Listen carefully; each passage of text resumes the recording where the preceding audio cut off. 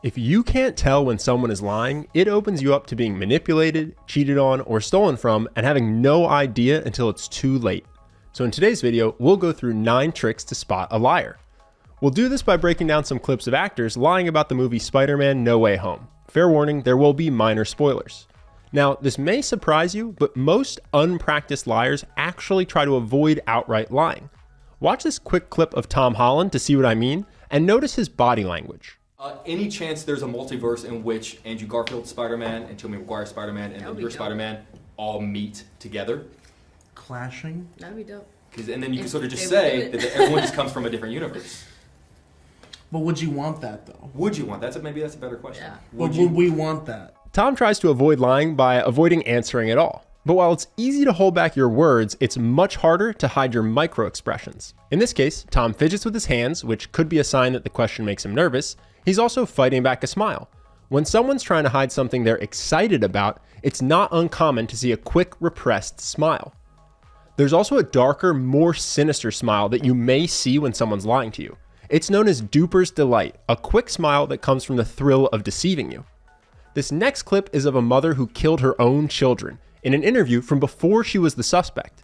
Notice how out of place her smile is given her words. When I go to bed, I cry at night. Even now, I still cry. I dream about Cheryl. That is a bizarre sentence to say with a smile. Look for it again in this next clip. She's talking about how much she allegedly loved her children, yet she has to fight back a smile right after she lies and says, "They took it from me."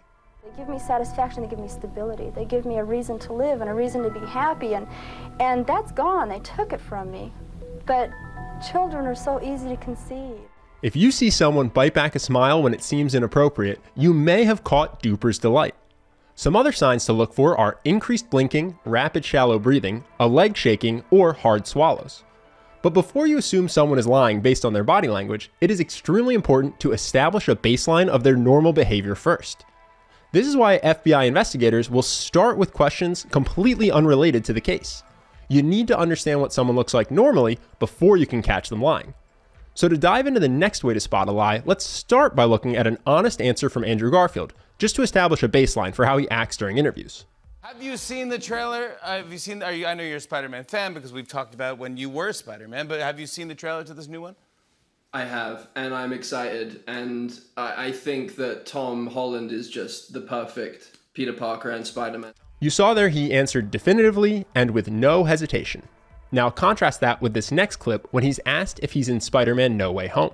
Photo going around on the internet of you and Tobey Maguire on the set of Spider-Man. The new Spider-Man movie. And I was like, wow. I'm not sure about that. Andrew gives a soft response with way less conviction than normal. He's also hesitating and dragging out his words, which are both ways to buy time to figure out what to say next. A soft denial alone doesn't prove someone's lying, but he quickly follows up with another sign of lying: deception testing.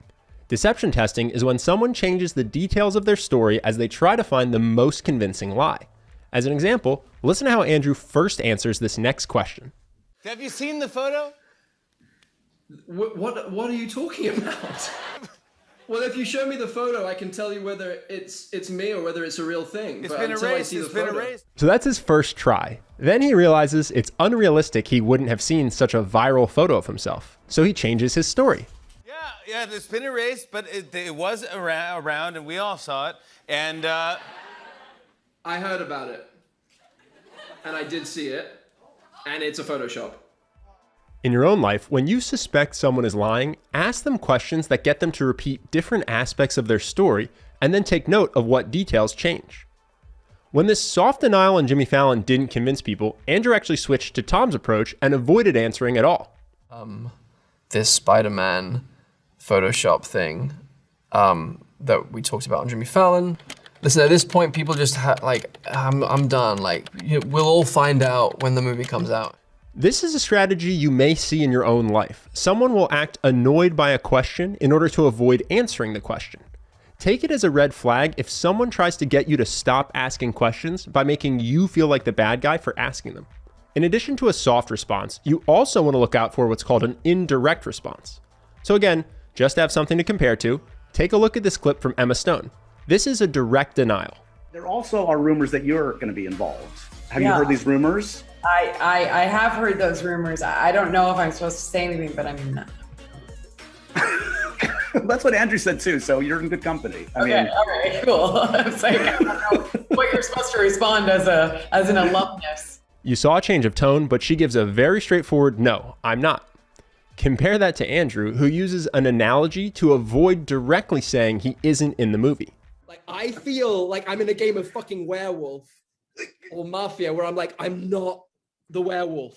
I promise you I am not the werewolf. And everyone's like, you're the werewolf. You're the fucking werewolf. One indirect response on its own isn't always a tell, but keep an eye out for if someone will only give you indirect responses. for the record, my friend, on a stack of whatever you have there, you are not, as of this taping, in or have any knowledge of being in the next Spider-Man movie. I feel like haven't I just said that? You also probably noticed he stammers in his answer, which he doesn't normally do. See if you can spot the next sign of deception yourself. Since we've isolated it to this clip, it should be obvious. I want to get really clear. I want this is the unequivocal yes/no answer. I did not get a call. Does that sound familiar? I did not have sexual relations with that woman. We'll call this the Bill Clinton method. It's when someone technically tells the truth while they're trying to deceive you. In Bill's case, he argued sexual relations didn't include receiving oral sex. In Andrew's case, maybe he found out from his agent via text or email. In either case, if someone uses slippery language or answers a question other than the one you asked, it should make your ears perk up.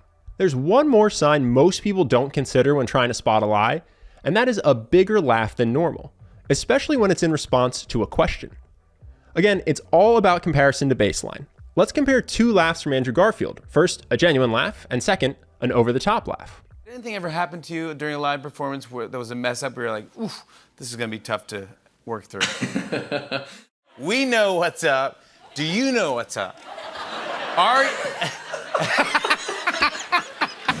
What I'm telling you is, you're in the new Spider-Man, No Way Home. On its own, a big laugh doesn't automatically mean someone is hiding something. Maybe they just found it funny. But it should pique your curiosity if you see a big laugh after a sensitive question. Big laughs before a lie happen for two reasons: to release nervous tension and to stall while they think of a response. The last potential tell to look for is shrinking body language. This can be things like hunching forward, looking down, or hiding your hands. In Andrew's case, you see him look down a lot in interviews when talking about Spider-Man No Way Home. But he does this in other interviews as well. So while avoiding eye contact could mean someone is hiding something, in Andrew's case, it's more of an overall habit. That's something in general that you want to be aware of. A lot of these tells that make you look like a liar could just come from a lack of confidence. Speaking hesitantly and without conviction, looking down, fidgeting. No one thing in this video guarantees that someone is lying. But if you catch several of these in the same conversation, let it be a red flag. Now, on the other side of things, if these are nervous habits you worry you might have, especially in moments like when you're talking to someone you really admire or are very attracted to, then you may like our program Charisma University. It has a 1-week step-by-step guide specifically designed to help you build strong, confident body language habits. And another 1-week guide to help you build a deep, unshakable confidence you'll feel even in situations that used to make you nervous. Overall, it is the fastest way I know of to become more confident and charismatic. You can read all the details in the link below, but I figure the best way to let you know what the program's about is to have past members speak for themselves. So here are just a few things that people have written in. The first is from a guy who was interviewing for new jobs. He says, "I interviewed at dozens of places for jobs after medical school. At the end of one of my interview days, the doctor pulled me aside and said that I had hands down the best interview out of everybody and that they would love to have me at their program.